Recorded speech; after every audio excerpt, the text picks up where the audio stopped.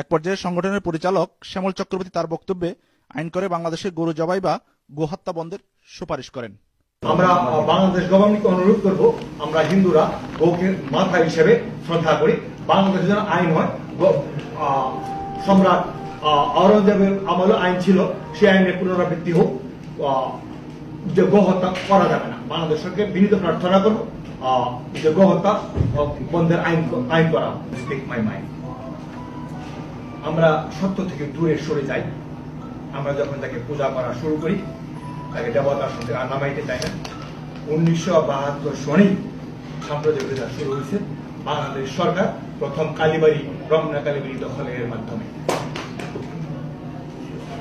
শুধু রমনা কালীবাড়ি দখল করে বাংলাদেশ সরকার খাওয়া হয় নাই, ওইটাকে একটা পার্ক বানানো হয়েছে।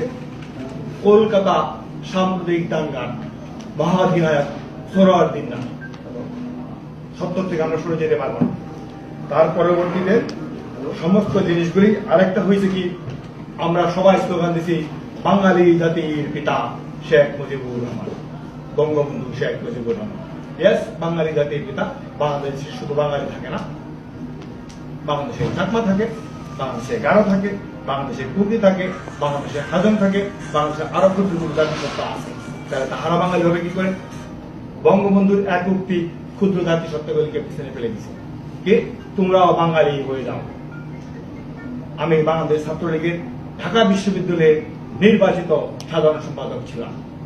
আমার এখন মোহ কেটে গেছে, সত্য কথা বলার সময় আসছে। সত্য যত পিতাই হোক না কেন, কাউকে না কাউকে বলতেই হবে। ছাত্রলীগের সূত্র তখন থেকে। তারপরে জিয়াউর রহমান আসলেন, শহীদ জিয়াউর রহমান। আমি জানি না কোন ধর্মযুদ্ধ উনি শহীদ হয়েছেন, তো এতটুকু জানি উনি চাকমা ভূমিকা পুরাতন একটা জায়গায় একটা জাতিসত্তা সংখ্যাগুরু। চাকমারা সংখ্যালঘু নয়, চাকমারা সারা বাংলাদেশের সংখ্যালঘু হইলে পরেও পার্বত্য চট্টগ্রামে তারা সংখ্যাগুরু। সংখ্যাগুরুকে সংখ্যালঘু বানিয়ে দেওয়া হয়েছে। সেই যুদ্ধে যদি তিনি শহীদ হয়ে থাকে তাহলে তিনি শহীদ। শহীদের আরবিক অর্থ হচ্ছে গিয়ে ধর্মযুদ্ধে বা জিহাদে তিনি শহীদ হন। আমার জানা নাই উনি ধর্মযুদ্ধ করতে গিয়েছিলেন কিনা। তারপরে আসলো এরশাদ সাহেব, তথৈবাচক। তারপর আসলেন আর যারা যারা আবার খালেদা বেগম, তথৈবাচক। আসলো উনি এখন বর্তমান বাংলার সম্রাজ্ঞী শ্রীমতী শেখ হাসিনা। বাংলার নাবালিকা হিন্দুকে রাস্তা থেকে উঠায় নেওয়া হয়, আর ওনার হাতের ব্লাউজ লম্বা হয়ে থাকে। ওনার হাতের ব্লাউজ লম্বা হইলে বাংলার নাবালিকা রাস্তাতে হাঁটা তুলে নেওয়া বন্ধ হবে না, হিন্দু নাবালিকা। আর আমরা কথায় কথায় বলি সাম্প্রদায়িক শক্তি, হ্যাঁ নয়তো একটা সিম্পল হিন্দু বৌদ্ধ খ্রিস্টানদের উপর অত্যাচার হয় একটা ক্ষুদ্র অংশে মুসলমান দ্বারা। কোন হিন্দু বা কোন বৌদ্ধ বা কোন খ্রিস্টান কোন দিনও কোন মসজিদ ভাঙতে যায় নাই, আজ অব্দি একজনেরও বিচার হয় নাই। প্রেক্ষাপট আপনাদের সামনে তুলে ধরা হল।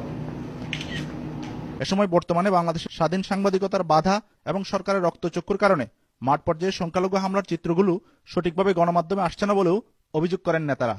একই দিন জামাইকাতে এই হিন্দু বুদ্ধ খ্রিস্টান ঐক্য পরিষদের আরেকটি অংশ সংবাদ সম্মেলন করেন, সেখানেও অনুরূপ অভিযোগ করেন তারা।